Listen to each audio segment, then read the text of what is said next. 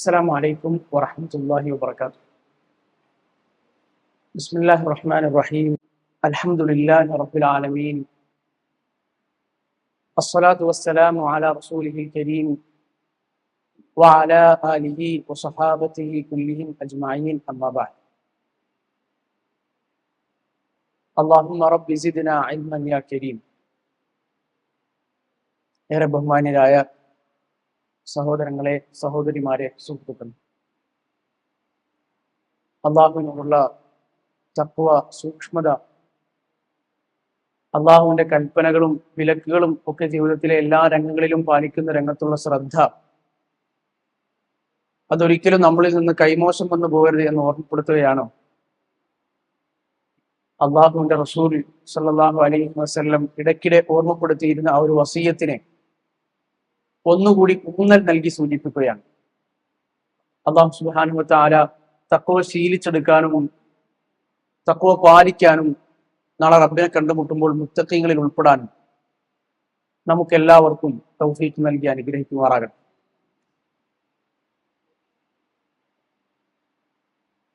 നമ്മൾ ഇന്ന് മനസ്സിലാക്കാൻ പോകുന്നത് ഇസ്ലാമിക ചരിത്രത്തിലെ ഇസ്ലാമിക പ്രമാണങ്ങളുടെ സംരക്ഷണത്തിന്റെ ചരിത്രത്തിലെ ഏറ്റവും പ്രധാനപ്പെട്ട ഒരു വ്യക്തിയെ കുറിച്ചാണ്. ഒരുപക്ഷെ ആ മനുഷ്യൻ ജീവിച്ചില്ലായിരുന്നെങ്കിൽ എന്നൊരാൾ ചിന്തിച്ചാൽ പോലും എത്രമാത്രം ദീനിന്റെ അടിത്തറകളാണ് ആ ഒരൊറ്റ മനുഷ്യൻ കാരണം. അയാൾ തന്റെ സമ്പത്തും സമയവും ജീവനും ഈ ദീനിന് വേണ്ടി അർപ്പിച്ചത് കാരണം ഇന്ന് വളരെ സുലഭമായി നമ്മൾ ഉൾക്കൊള്ളുന്ന മുസ്ലിം സമൂഹത്തിന് സിമ്പിളായി എത്തിക്കിട്ടിയത് എന്ന് നമുക്ക് മനസ്സിലാക്കാൻ കഴിയും. തന്റെ ഉപ്പയിൽ നിന്ന് ലഭിച്ച അനന്തര സ്വത്ത് അതിലധികവും ചെലവഴിച്ചു. തന്റെ ദാനധർമ്മങ്ങൾക്കിടയിലും ഇന്ന് പോലും ഒരു മനുഷ്യൻ കണ്ടാൽ അത്ഭുതപ്പെടുന്ന തരത്തിലുള്ള യാത്രകൾ നടത്തി ആധുനിക പണ്ഡിതന്മാർ, മുൻഗാമികളായ പല പണ്ഡിതന്മാരുടെയും യാത്രകളുടെ മാപ്പ് അവരുടെ ജീവചരിത്ര പുസ്തകങ്ങൾ എഴുതുമ്പോൾ ആധുനിക പുസ്തകങ്ങളിൽ അവർ ഉൾപ്പെടുത്താറ്. അദ്ദേഹം ഓരോ പണ്ഡിതന്മാരുടെയും ജീവചരിത്രത്തിൽ നിന്ന് ലഭിക്കുന്ന അവരുടെ യാത്രാ പഥങ്ങൾ പഠിക്കുകയും എന്നിട്ട് അതനുസരിച്ച് അവരുടെ ജീവചരിത്ര പുസ്തകങ്ങൾ ഉൾക്കൊള്ളിക്കുമ്പോൾ അതിൽ മാപ്പ് ഉൾക്കൊള്ളിച്ച് ആദ്യം ഇവിടെ നിന്ന് ഇങ്ങോട്ട് പോയി എന്നുള്ള ഇങ്ങനെ ഒരു വരയ്ക്കുന്നത് കാണാൻ, അങ്ങനെ ഒരു ചിത്രം അത് പരിശോധിച്ചാൽ പോലും ഇന്ന് പോലും നമ്മൾ അത്ഭുതപ്പെടുന്ന ഒരു മാപ്പ്. അതിലധികവും കാൽനടയായിരുന്നു, കുറെയൊക്കെ വാഹനപ്പുറത്തും ഒക്കെ ആയിരുന്നു. അദ്ദേഹം ഏകദേശം സഞ്ചരിച്ചത് 16,000-ലധികം കിലോമീറ്ററുകളാണ് എന്ന് ചരിത്രം അദ്ദേഹത്തെ കുറിച്ച് രേഖപ്പെടുത്തി. നല്ല സമ്പന്നനായിരുന്നു അദ്ദേഹം. തന്റെ ഉപ്പയിൽ നിന്ന് ലഭിച്ച സ്വത്തുക്കളുടെ ബഹുഭൂരിഭാഗവും അദ്ദേഹം അറിവ് പഠിക്കുന്നതിനും നേടുന്നതിനും വേണ്ടിയാണ് ചെലവഴിച്ചത്. നമ്മൾ ഇന്നലെ പഠിച്ച ഇമാം ഷാഫിഈ റഹ്മത്തുള്ളാഹി അലൈഹിയെ പോലെ ചെറുപ്പത്തിൽ തന്നെ അദ്ദേഹത്തിന്റെ ഉപ്പ മരിച്ചു. പിന്നെ ഉമ്മയാണ് അദ്ദേഹത്തെ വളർത്തുന്നത്. അദ്ദേഹത്തിന് ഒരു ജ്യേഷ്ഠ സഹോദരനും. ഇന്നത്തെ ഉസ്ബെക്കിസ്ഥാനിൽ, സോവിയറ്റ് റഷ്യയിൽ നിന്ന് പിരിഞ്ഞു വന്ന ഉസ്ബെക്കിസ്ഥാനിലെ ബുഖാറ എന്ന സ്ഥലത്ത് ജനിച്ചു എന്നതുകൊണ്ട് ഇന്ന് നമ്മൾ അദ്ദേഹത്തെ വിളിക്കുന്നു അൽ ബുഖാരി. അൽ ബുഖാരി എന്ന പേരിന്ന് കേട്ടാൽ തന്നെ ആർക്കും ഇസ്ലാമിക സമൂഹത്തിലെ വളരെ ചെറിയ ബാലപാഠങ്ങൾ മാത്രം അറിയുന്ന ഏതൊരാൾക്കും മനസ്സിലാകും ബുഖാരി എന്ന് പറഞ്ഞാൽ എന്താണ്. അതൊരു മനുഷ്യന്റെ പേര് എന്നതിനോടൊപ്പം തന്നെ വിശുദ്ധ ഖുർആനിന് ശേഷം മുസ്ലിം ലോകം സർവാംഗീകൃതമായി അംഗീകരിക്കുകയും ആദരിക്കുകയും ചെയ്യുന്ന, ഖുർആനിന് ശേഷം ഈ ഭൂമുഖത്തുള്ള ഏറ്റവും സ്വഹീഹായ സ്വീകാര്യ യോഗ്യമായ കുറ്റമറ്റതായ ഗ്രന്ഥം എന്ന് പറയുമ്പോൾ ആ ഗ്രന്ഥത്തിന്റെ പേരായും ബുഖാരി എന്ന് നമ്മൾ പ്രയോഗിക്കാറ്. ബുഖാരിയിലുണ്ട് എന്ന് നമ്മൾ പറയാറുണ്ടല്ലോ. അദ്ദേഹത്തിന്റെ സ്വഹീഹ്, അദ്ദേഹത്തിന്റെ ഗ്രന്ഥമാണ് ബുഖാരി. ബുഖാറ എന്ന അദ്ദേഹത്തിന്റെ നാട് ഇന്ന് ഏതൊരു ഇസ്ലാമിക വിദ്യാർത്ഥി, അല്ല ഏതൊരു വൈജ്ഞാനികമായ ഇസ്ലാമികമായ ഏത് പ്രവർത്തനങ്ങൾ നടക്കുന്നു അവിടെയൊക്കെയും പരാമർശിക്കപ്പെടുന്ന, അദ്ദേഹത്തിന്റെ സേവനങ്ങൾ വിലമതിക്കപ്പെടുന്ന, അതിൽ നിന്ന് ആളുകൾ പഠിക്കുകയും അത് ഉപയോഗിച്ച് അത് അവലംബിച്ച് കാര്യങ്ങൾ മനസ്സിലാക്കുകയും ദീൻ മനസ്സിലാക്കുകയും ചെയ്യുന്ന ഒരു സ്ഥിതിവിശേഷം അദ്ദേഹത്തിന്റെ കാലഘട്ടത്തിന് ശേഷം വളരെ വൈകാതെ തന്നെ തുടങ്ങി ഇന്ന് നമ്മൾ ജീവിക്കുന്ന കാലഘട്ടത്തോളം അതിങ്ങനെ തുടരുകയും ചെയ്യും. അദ്ദേഹത്തിന്റെ പേര് മുഹമ്മദ് ബിൻ ഇസ്മായിൽ ഇബ്നു ഇബ്രാഹിം ഇബ്നുൽ മുഗീറ ഇബ്നു ബർദിസ്ബ അൽ ബുഖാരി എന്നാണ്. ബർദിസ്ബ എന്ന പേരുള്ള അദ്ദേഹത്തിന്റെ പിതാമഹൻ, അതുപോലെ തന്നെ മുഗീറ എന്ന പേരുള്ള പിതാമഹൻ. ബർദിസ്ബ എന്ന പേരിന് അർത്ഥം കൃഷിക്കാരൻ എന്നാണ്. അവരുടെ ഭാഷയിൽ ഒരുപക്ഷെ പേർഷ്യൻ ഭാഷയായിരിക്കാം. അത് അദ്ദേഹം ഒരു പാഴ്സി മതക്കാരനായി, മജൂസി, അഗ്നി ആരാധിക്കുന്ന, ഈ ലോകത്തിന് രണ്ട് ദൈവങ്ങളുണ്ട്, നന്മയുടെ ദൈവം പ്രകാശത്തിന്റെ ദൈവവും തിന്മയുടെ ദൈവം ഇരുട്ടും എന്ന് വിശ്വസിക്കുന്ന മജൂസികളായിരുന്നു അദ്ദേഹത്തിന്റെ പൂർവ്വപിതാക്കന്മാർ. പിന്നെ അതിൽ നിന്ന് മുഗീറ എന്ന് പറയുന്ന അദ്ദേഹത്തിന്റെ പിതാമഹൻ ബുഖാറയുടെ ഗവർണറായിരുന്ന യമാൻ അൽ ജുഅഫി എന്ന മനുഷ്യൻ അദ്ദേഹത്തിലൂടെ ഇസ്ലാം സ്വീകരിച്ചു, ഇസ്ലാമിലേക്ക് വന്നു. അങ്ങനെ മുഗീറയിൽ നിന്നാണ് അദ്ദേഹം ആ പരമ്പരയിൽ ഇസ്ലാം പ്രവേശിക്കുന്നത്. അതുകൊണ്ട് തന്നെ അദ്ദേഹം ഇസ്ലാം സ്വീകരിച്ച ബുഖാറയുടെ ഗവർണർ, അദ്ദേഹത്തിന്റെ പേരും അദ്ദേഹത്തിന്റെ ഗോത്രത്തിന്റെ പേരും യമാൻ ജുഅഫി എന്നായതുകൊണ്ട് ഇമാം ബുഖാരിയുടെ പേരിന് കൂടെയും മുഹമ്മദ് ബിൻ ഇസ്മായിൽ ഇൽ ബുഖാരി അൽ ജുഅഫി എന്ന് പറയാം. അത് പണ്ടുകാലത്തെ ആളുകളുടെ ശൈലിയാണ്. ഒരാൾ ഒരു പക്ഷെ ഒരു പ്രത്യേക ഗോത്രത്തിലാണെങ്കിൽ അല്ലെങ്കിൽ സ്ഥലത്ത് ജനിച്ച ആളാണെങ്കിൽ അതുകൊണ്ട് ചേർത്തി പറയും. എന്നാൽ ഒരാൾ മുസ്ലിം ആകുന്നത് ആരുടെയെങ്കിലും കാരണം കൊണ്ടാണെങ്കിൽ, ആരുടെയെങ്കിലും കൈക്കാണ് ഒരാൾ മുസ്ലിം ആകുന്നതെങ്കിൽ അതുവരെ ഉണ്ടായിരുന്ന ആ ബഹുദൈവ ആരാധനത്തിന്റെയും മറ്റും അടയാളങ്ങൾ ഉപേക്ഷിച്ചിട്ട് ഈ മുസ്ലിമായ മനുഷ്യന്റെ ഗോത്രത്തോ അല്ലെങ്കിൽ അയാളുടെ പേരിനോടോ ചേർത്ത് പിന്നെ അവരിങ്ങനെ അറിയപ്പെടും. അത് ഇമാം ബുഖാരിയുടെ പേരിന് ജുഅഫി എന്നൊരു വാൽ കൂടെ ചേർക്കുന്നത് നമുക്ക് കാണാൻ കഴിയും. അത് അദ്ദേഹത്തിന്റെ കുടുംബ പേരോ ഗോത്രപ്പേരോ ഒന്നുമല്ല. അദ്ദേഹത്തിന്റെ പിതാമഹൻ ഇസ്ലാം സ്വീകരിച്ച ബുഖാറയുടെ ഗവർണറുടെ പേരാണ് യമാൻ അൽ ജുഅഫി. പിന്നെ അദ്ദേഹത്തിന്റെ തന്നെ ഉപ്പ ഇസ്മായിൽ ബിൻ ഇബ്രാഹിം അൽ ബുഖാരി വളരെ വലിയ പണ്ഡിതനായിരുന്നു. ജീവിതത്തിൽ നല്ല സൂക്ഷ്മതയും തഖ്വയും ഒക്കെ മുറുകെ പിടിച്ച നല്ലൊരു പണ്ഡിതനായിരുന്നു. ഇമാം മാലിക്കിന്റെ ശിഷ്യനാണ്. നമ്മൾ പറയാം ഇമാം മാലിക് റഹ്മത്തുള്ളാഹി അലൈഹി അദ്ദേഹം യാത്ര ചെയ്ത് ബുഖാറയിൽ നിന്ന് ഉസ്ബെക്കിസ്ഥാനിൽ നിന്ന് യാത്ര ചെയ്ത് അദ്ദേഹം ഇമാം മാലിക്കിനെ മദീനയിൽ ചെന്ന് കണ്ടിട്ടുണ്ട്, അദ്ദേഹത്തിൽ നിന്ന് പഠിച്ചിട്ടുണ്ട്. അതുപോലെ തന്നെ ഇസ്ലാമിക ലോകത്തെ തലമുതിർന്ന പല പണ്ഡിതന്മാരെ അദ്ദേഹം കാണുകയും പഠിക്കുകയും ഒക്കെ ചെയ്തിട്ടുണ്ട്.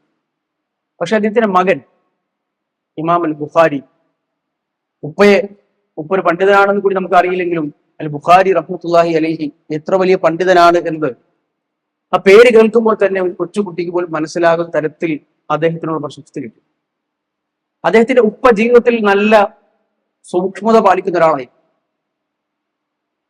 അദ്ദേഹത്തിന്റെ ഉപ്പ മരണസമയത്ത് പറഞ്ഞ ഒരു വാചകം, പണ്ഡിതനാണല്ലോ, അദ്ദേഹത്തിന്റെ തന്നെ സമകാലികനായ മറ്റൊരു പണ്ഡിതൻ മരണത്തിന് തൊട്ടു മുമ്പ് ഈ പറഞ്ഞ ഇസ്മായിൽ ബിൻ ഇബ്രാഹിമിന്റെ അടുത്ത് പ്രവേശിച്ചപ്പോൾ അദ്ദേഹം പറഞ്ഞൊരു വാചകം ചരിത്രത്തിൽ ഉദ്ധരിക്കാൻ നമുക്ക് കാണാൻ കഴിയും.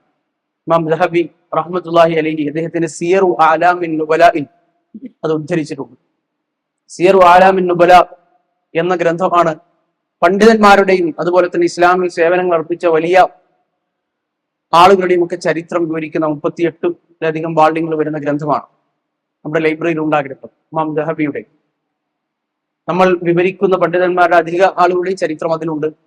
ഇന്നും ഇസ്ലാമിക ലോകത്ത് ഏതൊരാളുടെയും ചരിത്രം സ്വീകാര്യയോഗ്യമായി നമുക്ക് അവലംബിക്കാനും ആശ്രയിക്കാനും കഴിയുന്ന ഗ്രന്ഥങ്ങളിൽ ഒന്നാണ് സിയറു അലാമിൻ നുബല. അത് മാത്രമല്ല മറ്റു പല ഗ്രന്ഥങ്ങളും നമ്മൾ ഇന്നലെ പറഞ്ഞതുപോലെ ഹില്യത്തുൽ ഔലിയ, അതുപോലെ തന്നെ അൽ ബിദായ വൻ നിഹായ തുടങ്ങിയ നിരവധി ഗ്രന്ഥങ്ങൾ. അതുപോലെ തന്നെ ഓരോ പണ്ഡിതന്മാരുടെയും പേരിൽ അവരുടെ ശേഷക്കാരായ ആളുകൾ ഗ്രന്ഥങ്ങൾ എഴുതും. ഇന്നലെ തന്നെ നമ്മൾ ഉദ്ധരിച്ചത് ഇമാം ഷാഫിഈയുടെ അദ്ദേഹത്തിന്റെ ജീവചരിത്രത്തിൽ ഒരു വലിയൊരു ഭാഗം മനാഖിബുൽ ഇമാം ഷാഫിഈ എന്ന് പറയുന്ന ഇമാം ആബിദി റഹ്മത്തുള്ളാഹി അലൈഹി എഴുതിയ ഒരു കിതാബുണ്ട്. അപ്പൊ അങ്ങനെ ഓരോ പണ്ഡിതന്മാരെ കുറിച്ചും ഇമാം ബുഖാരിയുടെ ചരിത്രം ഇന്ന് നിലവിലുള്ളത് ഏറ്റവും വളരെ നല്ല രൂപത്തിൽ ക്രോഡീകരിച്ച, എല്ലാ വശങ്ങളും പരിഗണിച്ചുകൊണ്ട് ക്രോഡീകരിച്ച ഒരു ഗ്രന്ഥം എന്ന് പറയുന്നത്, ലോക പ്രശസ്തി ആർജിച്ച ഒരു ഗ്രന്ഥം എന്ന് തന്നെ പറയാവുന്ന ഒരു ഗ്രന്ഥം എന്ന് പറയുന്നത് സീറത്തുൽ ബുഖാരി എന്ന് പറയുന്ന ഗ്രന്ഥമാണ്. ഇമാം ബുഖാരിയുടെ ജീവചരിത്രം വളരെ വിശദമായി ഇതിൽ പ്രതിപാദിച്ചിട്ടുണ്ട്. അത് എഴുതിയത് ഇന്ത്യൻ പണ്ഡിതരാണ്. ഇന്നത്തെ യുപിയിലെ മുബാറക്പൂരിൽ ജനിച്ചു വളർന്ന് അവിടെ നിന്ന് പഠിച്ചു വന്ന അബ്ദുസ്സലാം അൽ മുബാറക്പൂരി റഹ്മത്തുള്ളാഹി അലൈഹി, അദ്ദേഹത്തിന്റെ പേരക്കുട്ടിയാണ് നമ്മുടെ ജാമ്യയിൽ ക്ലാസ് എടുത്തുകൊണ്ടിരിക്കുന്ന സുഹൈബ് ഹസൻ അൽ മുബാറക്പൂരി റഹ്മത്തുള്ളാഹി അലൈഹി. അപ്പൊ അദ്ദേഹത്തിന് സീറത്തുൽ ബുഖാരി എന്ന് പറയുന്ന ഗ്രന്ഥം, അതും ഇമാം ബുഖാരിയുടെ ചരിത്രം പഠിക്കാൻ ഏറ്റവും നന്നായി അവലംബിക്കാൻ കഴിയുന്ന ഒരു ഗ്രന്ഥമാണ്. അപ്പൊ അദ്ദേഹത്തിന്റെ ഉപ്പ എന്ന് പറഞ്ഞത് മരണത്തിന്റെ ആ ഒരു മരണാസന്ന സന്ദർഭത്തിൽ അദ്ദേഹം പറഞ്ഞത് കാണാൻ കഴിയും, ലാ അഅലമു മിൻ മാലി ദിർഹമൻ മിൻ ഹറാം. പണ്ഡിതൻ എന്നല്ല, എല്ലാ മനുഷ്യരുടെയും ജീവിതത്തിൽ ഉണ്ടാകേണ്ട ഒരു അദബ്, ഒരു സൂക്ഷ്മതയാണ്. അതേപോലെയാണ് ഞാൻ എന്റെ ജീവിതത്തിൽ മരണാസന്നതയെ കിടക്കുകയാണല്ലോ, എന്റെ ജീവിതത്തിൽ എന്റെ സമ്പത്തിൽ ഒരു തരി ഹറാം കലർന്നതായി എനിക്ക് അറിയില്ല. അറിഞ്ഞുകൊണ്ടൊരു ഹറാം എന്റെ ജീവിതത്തിൽ എന്തായി ഉണ്ടായിട്ടില്ല, അത് കടന്നുകൂടിയിട്ടില്ല. വലാ ദിർഹമൻ മിൻ ശുബ്ഹ, അറിഞ്ഞുകൊണ്ട് ഹറാമെന്നല്ല, ഹറാമും കടന്നുകൂടിയിട്ടില്ല. ശുബ്ഹത്ത്, ഹറാമാണോ ഹലാലാണോ എന്ന് അറിയാതെ ആശയക്കുഴപ്പത്തിരിക്കുന്ന പലതും ഉണ്ടാവില്ല. നമ്മൾ ഇന്നത്തെ കാലത്തെ ആധുനിക ഓൺലൈൻ ബിസിനസ്സുകളൊക്കെ പോലെ, പലതരത്തിലുള്ള പുതിയ തരത്തിലുള്ള കച്ചവടങ്ങളെ പോലെ, അത് ഹറാമാണോ ഹലാലാണോ എന്ന് തന്നെ അറിവുള്ള ആളുകൾക്ക് ഇടയിൽ പോലും ആശയക്കുഴപ്പങ്ങൾ ഉണ്ടാക്കുന്ന സംഗതികൾ ഉണ്ടാവും. അതിൽ ഏറ്റവും നല്ല നിലപാട് അത് വെട്ടിക്കലാണ്. അത് രണ്ടുപോ ആകെ തർക്കമാണല്ലോ, എന്നാ പിന്നെ നമുക്കത് ചെയ്യാം എന്നല്ലല്ലോ. അപ്പൊ അതുപോലും, അതിന്റെ ഒരു ദൃഹം പോലും എന്റെ സമ്പത്തിൽ കടന്നുകൂടിയിട്ടില്ല. അത് കേട്ട് നിന്നുകൊണ്ട് ആ പണ്ഡിതൻ, ഉദ്ധരിക്കുന്ന പണ്ഡിതൻ പറയുന്നത് കാണാൻ കഴിയും. അത് കേട്ടപ്പോൾ എനിക്ക് എന്നെ കുറിച്ച് എനിക്കൊരു നിസ്സാരത തോന്നിപ്പോയി. കാരണം അത്രത്തോളം സൂക്ഷ്മത ഈ സമ്പത്തിന്റെ വിഷയത്തിൽ ഞാനൊക്കെ അദ്ദേഹത്തിന് മുമ്പിൽ ചെറുതായി പോകുന്നതായി എനിക്ക് തോന്നിപ്പോയിട്ടാണ്. ഇതിൽ നിന്ന് മറ്റൊരു പാഠം കൂടി നമുക്ക് നേടിയെടുക്കാൻ കഴിയും. അദ്ദേഹത്തിന്റെ മകൻ ഇമാം അൽ ബുഖാരി റഹ്മത്തുള്ളാഹി അലൈഹിയുടെ വളർച്ചയും സ്വാഭാവികമായിട്ടും ആ സമ്പത്താണല്ലോ ഇടപെട്ടിട്ടുണ്ടാവും. റസൂലുള്ളാഹി സ്വല്ലല്ലാഹു അലൈഹി വസല്ലമയുടെ അതേ വാക്കുകൾ കടമെടുത്താൽ പ്രവാചകൻ സ്വല്ലല്ലാഹു അലൈഹി വസല്ലം പറഞ്ഞിട്ടുണ്ടല്ലോ, ഹറാമിൽ നിന്ന് ഹറാമിൽ നിന്ന് വളർന്നുണ്ടായ ശരീരം, അതിങ്ങനെ സ്വാംശീകരിച്ച് അതിലെ ഭക്ഷണവും വസ്ത്രവും ഒക്കെ ഉപയോഗിച്ചുണ്ടായ ശരീരം, അതിന് ഏറ്റവും പറ്റിയ സ്ഥലം നരകമാണെന്ന്. ഹറാം ജീവിതത്തിൽ കലരുക, അത് 1 രൂപയാണെങ്കിൽ പോലും കലരുക എന്നത് നമ്മുടെ ജീവിതത്തിൽ അത് സാമ്പത്തികമായ അല്ലാഹുവിന്റെ അടുക്കൽ നാളെ പരലോകത്തുള്ള ശിക്ഷ എന്നത് മാത്രമല്ല, നമ്മുടെ പ്രാർത്ഥനകൾ തടയപ്പെടാൻ, ജീവിതത്തിൽ ബറക്കത്തുകൾ തടയപ്പെടാൻ, നമ്മുടെ തലമുറകളെ പോലും ഇത് ബാധിക്കാൻ കാരണം,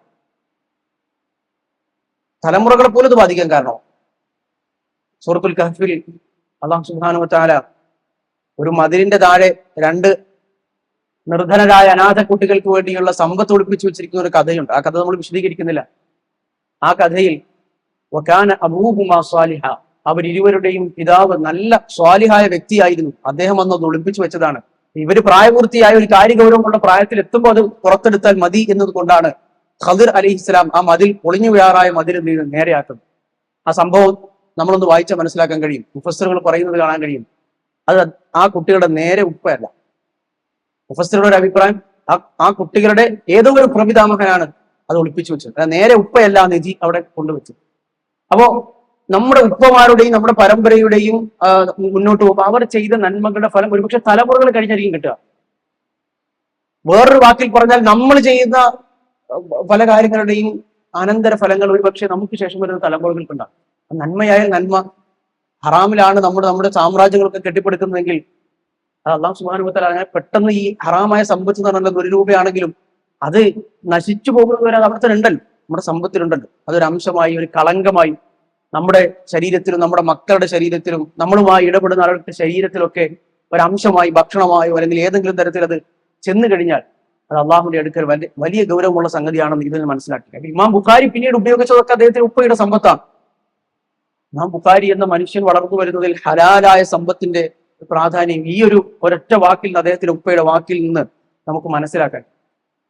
ഹിജ്റ 194 ഇമാം ബുഖാരി ജനിക്കുന്നത്. ബുഖാറ എന്ന് പറയുന്ന സ്ഥലം ഇന്നുമുണ്ട്. പുരാതന കാലത്തെ സിൽക്ക് റൂട്ട്, പട്ടുപാത എന്നറിയപ്പെടുന്ന ചൈനയിൽ നിന്ന് ഇങ്ങനെ യൂറോപ്പിലേക്കും തുർക്കി വഴി ഈജിപ്തിലേക്കും എത്തിച്ചേരുന്ന പുരാതനമായ ഒരു പാതയുണ്ട്. ചരിത്രം വായിക്കുന്നവർക്ക് അറിയാം. സിൽക്ക് റൂട്ട് എന്നറിയപ്പെടുന്ന പാത, കരമാർഗമുള്ള പാത, കച്ചവടം നടന്നിരുന്ന പ്രധാനപ്പെട്ട പാതയായിരുന്നു. അതിൽപ്പെടുന്ന അതിന്റെ സമീപ പ്രദേശത്തുള്ള ഒരു സ്ഥലമാണ് ബുഖാറ. ഇന്നും ബുഖാറയുണ്ട്. ഇന്നും ഉസ്ബെക്കിസ്ഥാൻ ബുഖാറയുണ്ട്. 2017 മറ്റോ ആണ് ഉസ്ബെക്കിസ്ഥാൻ ഗവൺമെന്റ് അവരുടെ രാജ്യം തന്നെ സന്ദർശകർക്കായി തുറന്നു കൊടുക്കുന്നു. അതിനു മുമ്പ് വിസിറ്റേഴ്സിനെയും വിനോദസഞ്ചാരികളെയും അനുവദിക്കാത്തൊരു സ്ഥലമായി. അപ്പൊ അതിനുശേഷം ഒരുപാട് ആളുകൾ ബുഖാറയിൽ പോകുകയും ബുഖാറ എന്ന് പറയുന്ന പലതരത്തിൽ നല്ല കാർപ്പറ്റുകൾക്ക് പ്രസിദ്ധി കേട്ട, കാർപ്പറ്റുകൾ ചെയ്യുന്ന എംബ്രോയിഡറി വർക്കിൽ പ്രസിദ്ധി കേട്ട ഒരു സ്ഥലമാണ് ഇന്നും ബുഖാർ.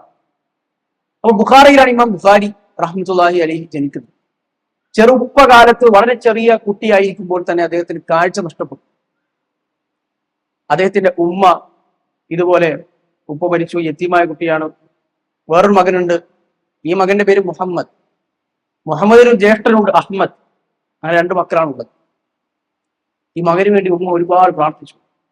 അവര് മകന് വേണ്ടി പ്രാർത്ഥിക്കാത്ത ദിവസങ്ങളില്ല. അങ്ങനെ ഇമാം ബുഖാരി റഹ്മത്തുള്ളാഹി അലൈഹിയുടെ ജീവചരിത്രത്തിൽ നമുക്ക് കാണാൻ കഴിയും. ഇവരുടെ പ്രാർത്ഥന കാരണം ഒരു ദിവസം ഇവർ സ്വപ്നത്തിൽ ഇബ്രാഹിം നബി അലൈഹിസ്സലാമിനെ കാണുകയും ഇത്രയധികം പ്രാർത്ഥന മകന് വേണ്ടി നിർവഹിക്കുന്നത് കാരണം അള്ളാഹു നിന്റെ മകന് കാഴ്ച തിരിച്ചു നൽകിയിരിക്കുന്നു എന്ന് ഇബ്രാഹിം അലൈഹിസ്സലാം അവരുടെ സ്വപ്നത്തിൽ വന്ന് പറഞ്ഞതായും ചരിത്രത്തിൽ ഉദ്ധരിക്കപ്പെട്ടിട്ടുണ്ട്. അദ്ദേഹം സ്വപ്നത്തിൽ അദ്ദേഹം പറഞ്ഞ വാചകങ്ങൾ ചരിത്രത്തിൽ ഉദ്ധരിക്കപ്പെട്ടിട്ടുണ്ട്. യാ ഹാദി, അല്ലയോ ബുഖാരിയുടെ ഉമ്മയെ വിളിച്ചുകൊണ്ട് ഖദ് റദ്ദല്ലാഹു അലാ ബിനിക ബസറഹു, നിന്റെ മകന് അള്ളാഹു സുബ്ഹാനഹു വ തആല കാഴ്ച തിരിച്ചു നൽകി. അള്ളാഹു കാഴ്ച തിരിച്ചു നൽകി. ലികസ്റത്തി ദുആഇക്, അത്രയധികം ദുആ നീ അള്ളാഹുവോട് ചെയ്തതുകൊണ്ട്, അത്രയധികം പ്രാർത്ഥിച്ചു. ആ പ്രാർത്ഥന കൊണ്ട് മാതാപിതാക്കളുടെ പ്രാർത്ഥനയ്ക്ക് മക്കളുടെ വിഷയത്തിൽ കുറച്ചധികം സ്വാധീനമുണ്ട് എന്ന് റസൂലുള്ളാഹി സ്വല്ലല്ലാഹു അലൈഹി വസല്ലമ പഠിപ്പിച്ചിട്ടുണ്ട്. അങ്ങനെയാണ് ഇമാം ബുഖാരിക്ക് കാഴ്ച തിരിച്ചു കിട്ടുന്നത് എന്നാണ് ചരിത്രത്തിൽ നിന്ന് നമുക്ക് മനസ്സിലാക്കാൻ കഴിയും.